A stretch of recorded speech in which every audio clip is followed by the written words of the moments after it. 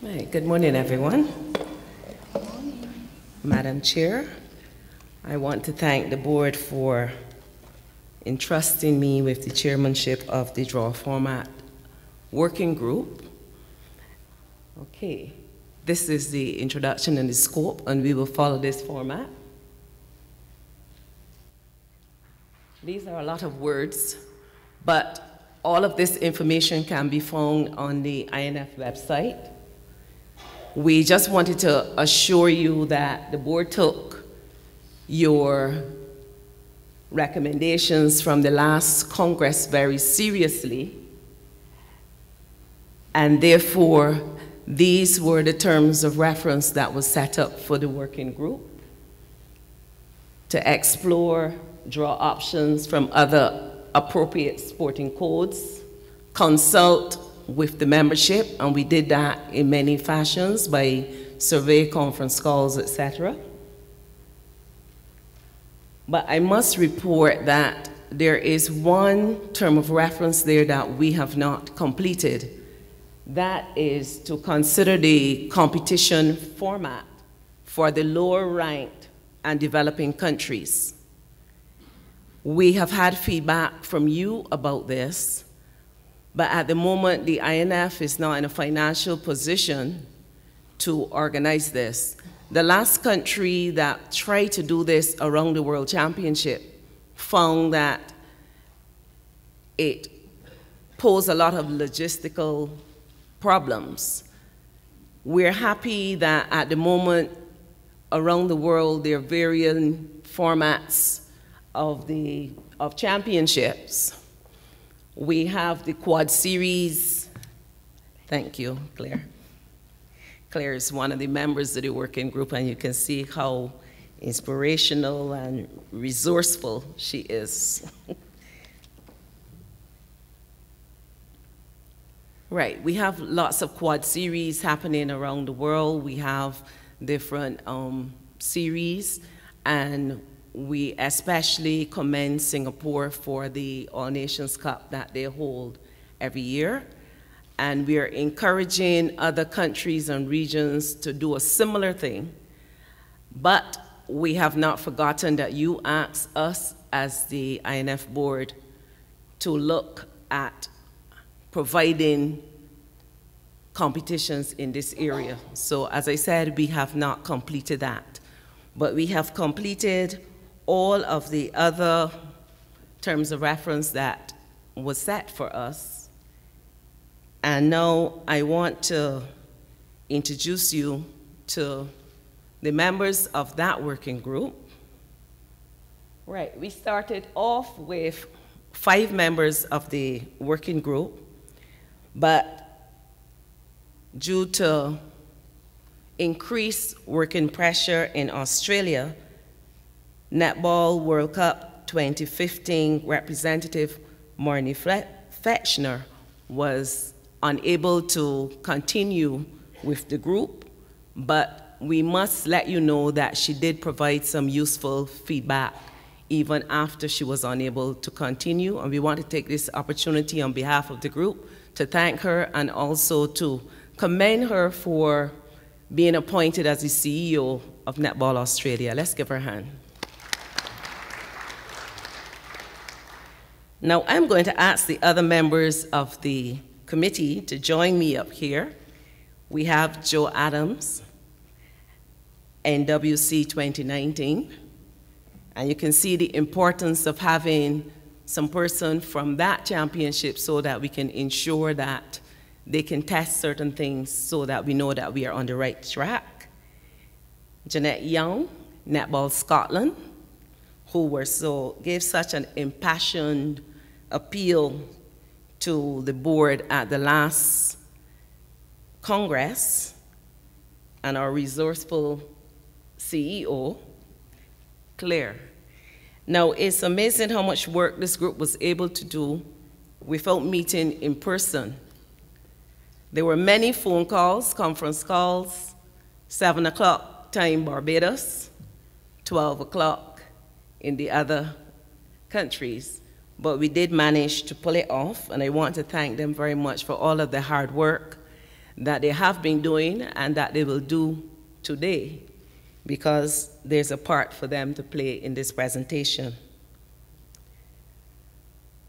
Like all good project teams, when you're given your terms of reference, then you sit and determine your working plan.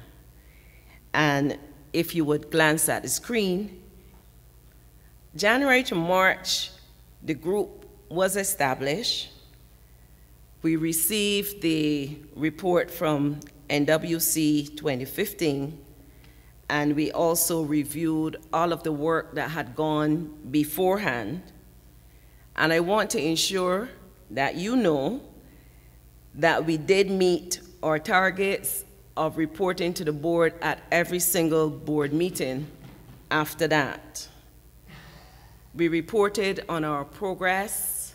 We analyzed the various options that we had. We got input from the board as well.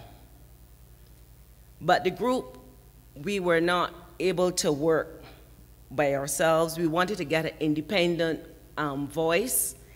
And so when we looked at the principles, the objectives, we looked at the constraints, we looked at all of your wishes and wants, we then engaged the assistance of David Kendicks, who is the consultant to the INF on the video rankings.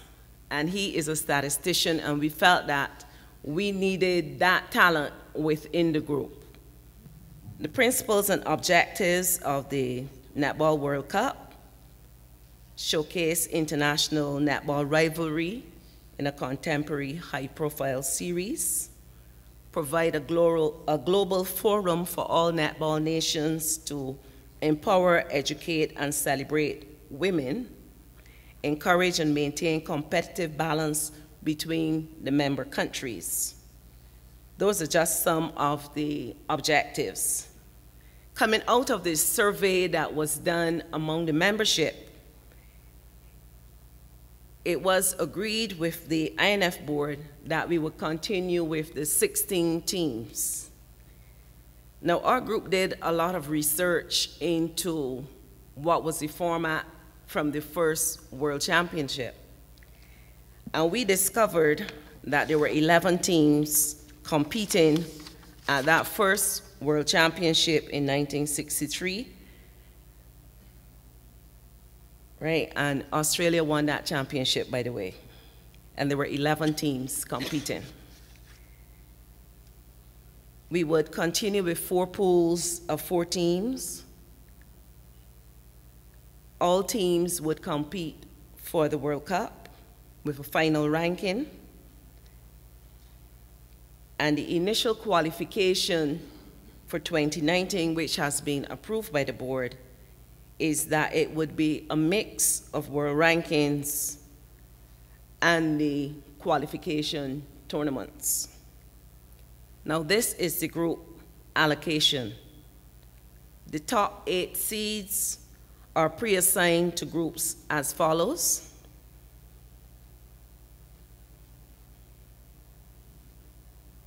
Okay, just pausing for you to take in the group allocations. You will see that there are no names.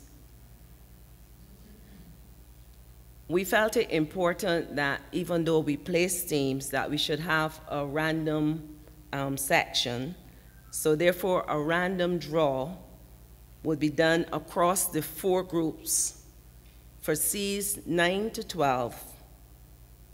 And then there'll be an allocation of seeds from 13 to 16.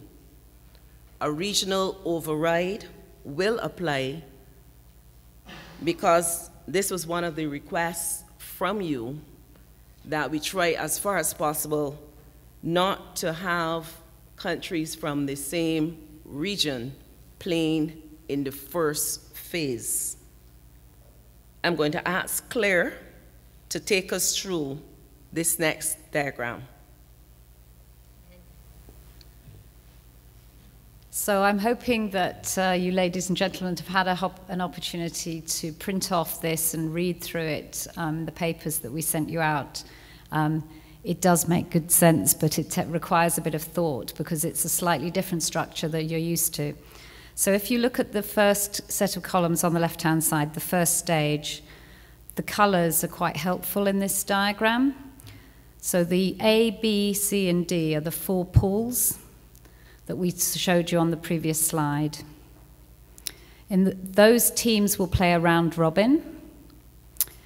And at the end of the first stage, the top 3 teams in each pool will progress. So by then, each team will have played 3 games. In the second stage, you combine the top 3 teams. So in the top area from A and B, it's the teams that are marked in grey, will play together in Group F. Now, if you think about it, some of those teams have already played each other in the first round. So they don't play a game. What you do is carry forward the results of those games. But what they do is play the other teams in that group. So now the teams in Group F will have all played one another by the end of the second stage. So they've all played 5 games by then. And from that, you determine a 1st to 6th position in the second stage. So this means it's critical. The first stage round actually are very important. So right from the beginning of the competition, the games are important to all the teams.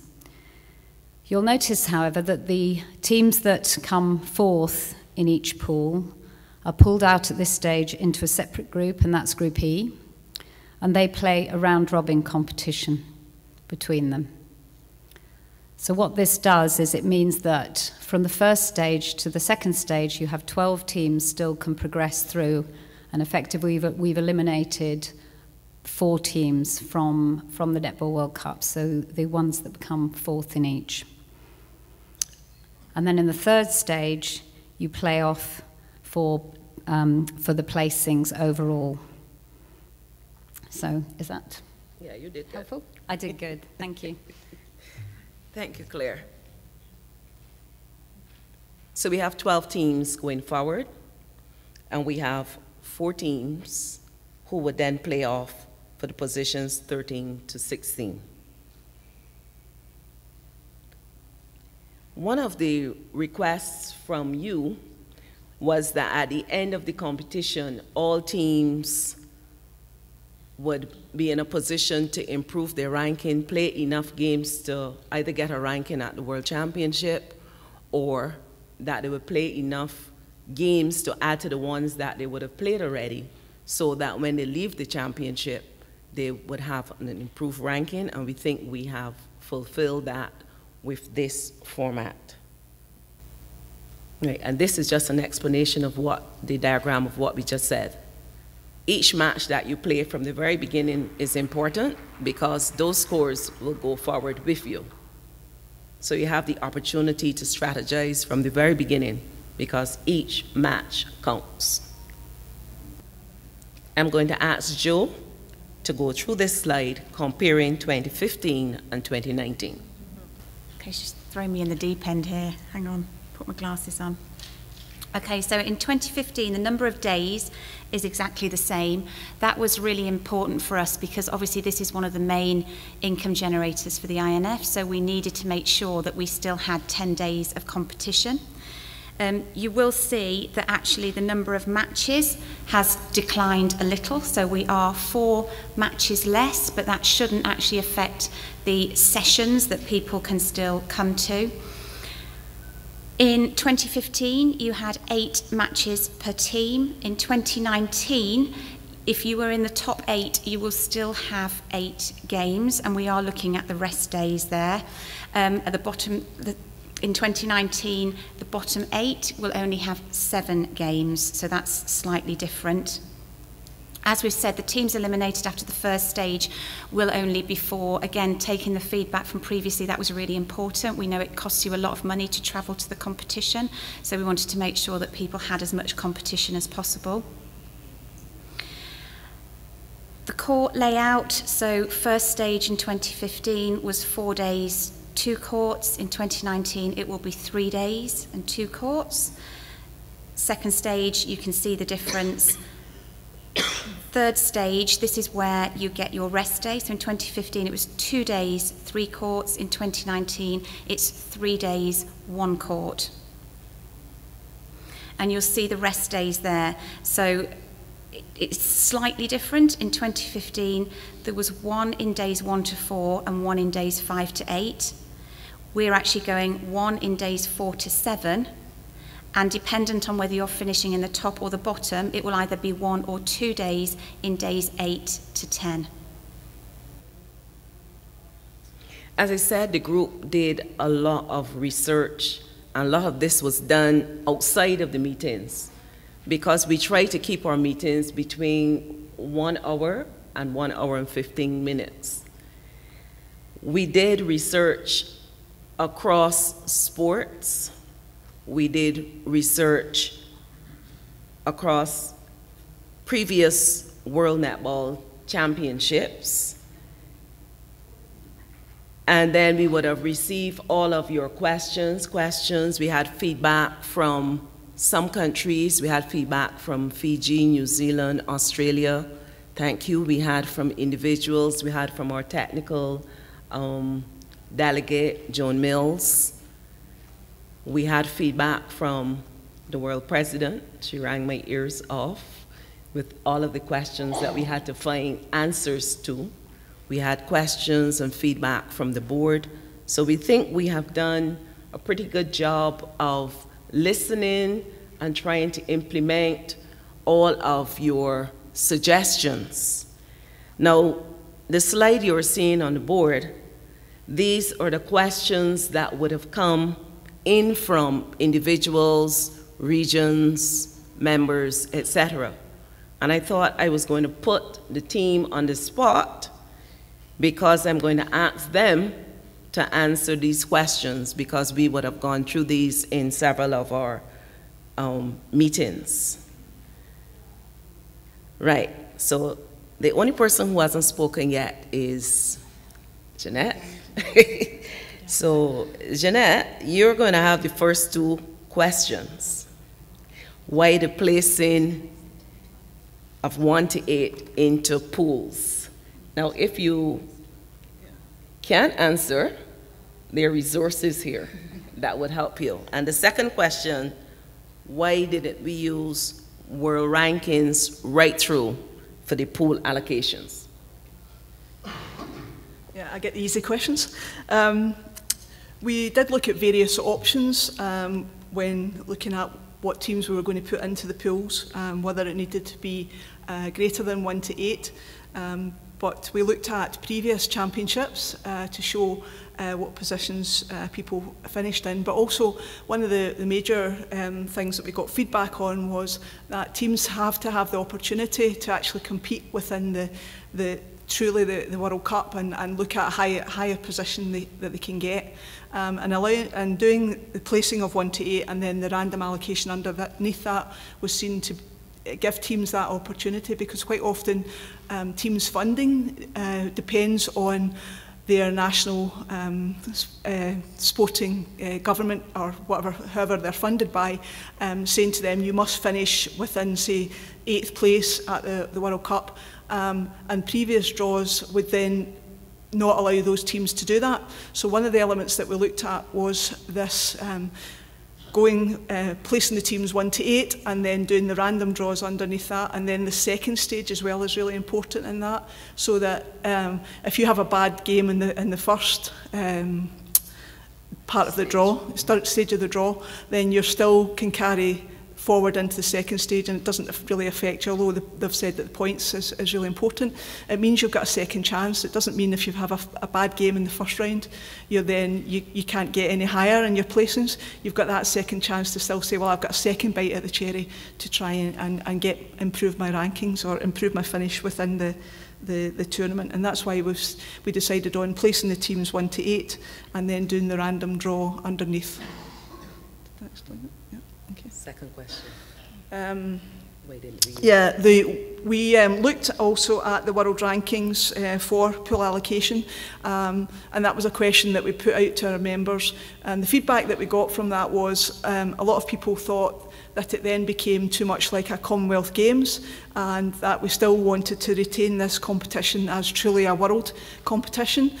So retaining the qualification part of it from the world rankings, and then the qualification from the regions was quite important to the board to retain that element of it, and that's why we went for this final configuration. Thank you, Jeanette.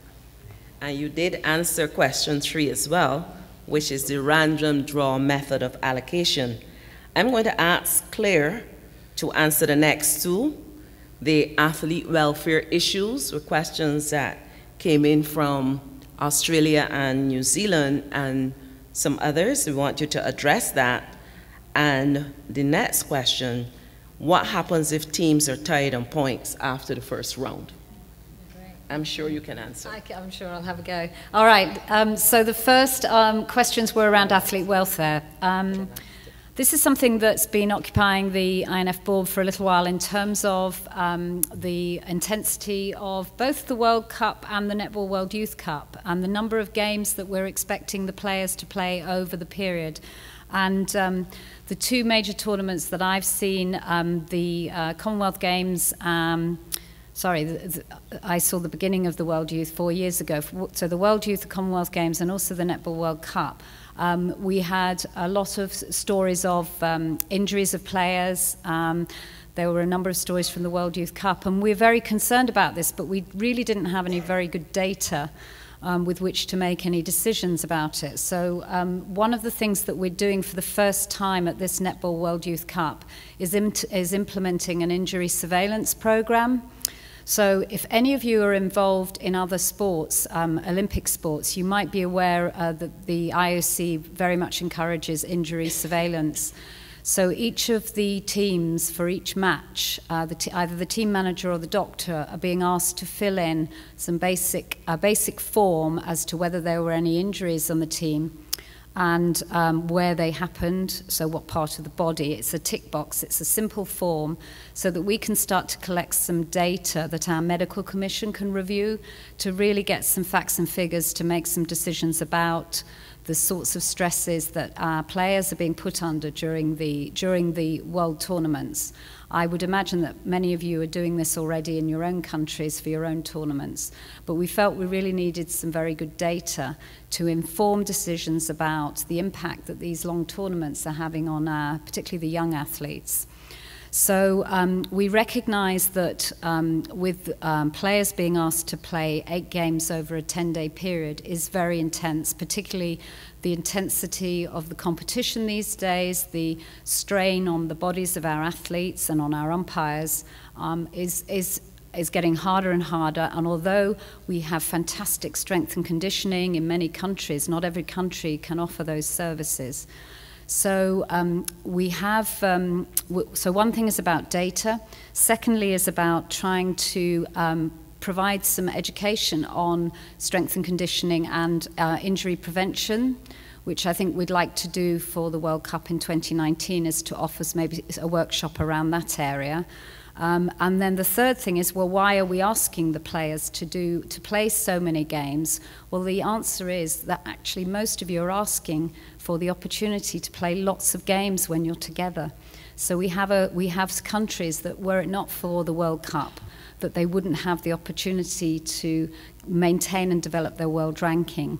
And you'll be aware that the world rankings, the more games you play, the better the accuracy of the data, the better opportunities there are for teams to progress through the world rankings. And the World Games are one of the few times where countries get to play across region. So really it's a conflicting objective, and you'll notice in those objectives playing lots of games is one of the key objectives. So we're trying to strike a balance between lots of games for world ranking purposes and for the experience of the players versus athlete welfare. We really would welcome a good dialogue on this. So what you've seen is in terms of the draw format that the board have approved is is very similar to, in terms of the number of days and the number of matches, to the World Cup. So we're not changing, but what we're trying to do is collect data and information to see if we need to change for future tournaments.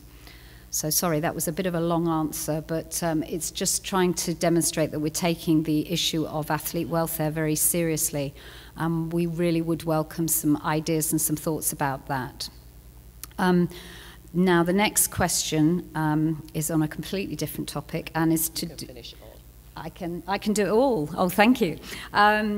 Teams tied on points after the first round. What we will have, as with any competition, is there will be the competition rules, and there will be very clear rules in terms of... so for any of those don't normally appear in the draw decisions, but the event rules. So the organising committee will work with the technical official, the INF technical delegate, sorry, and we will have a series of rules to make sure that we can deal with those. So using the normal methods that you would apply in any of your tournaments. Okay, so team ties, crisscross for the fifth and sixth in the third stage. So on the draw format, we've shown it without a crisscross. That's right, isn't it? If you wanted to actually give them the opportunity to play a crisscross, so this is so they are playing all the other teams that came fifth or sixth in the second stage, it would add additional games, and that would put a lot more challenges in terms of the competition format. So the reason we did that was to do with the constraints around the venue, and making sure that we can actually move to that single court for day 7, because it's going to be great that every team will get to play their final games on the major court. So that was really important. And the final part about stage 3 for teams 13 to 16, is it necessary, because some of them will have already played in the first round? Well, we thought we would want to try and give, again, this is to do with the desire to play more matches for world rankings, that we would give the opportunity for them to play again. So that's why it's a round robin between those countries. So just general comment on this. We will provide you with question answers in written form, so that we recognise that you are the representatives of your organisations, and that you will have to explain these to your member bodies. So we will provide you with all of these questions in the next few days with explanations to help you in terms of communicating this on.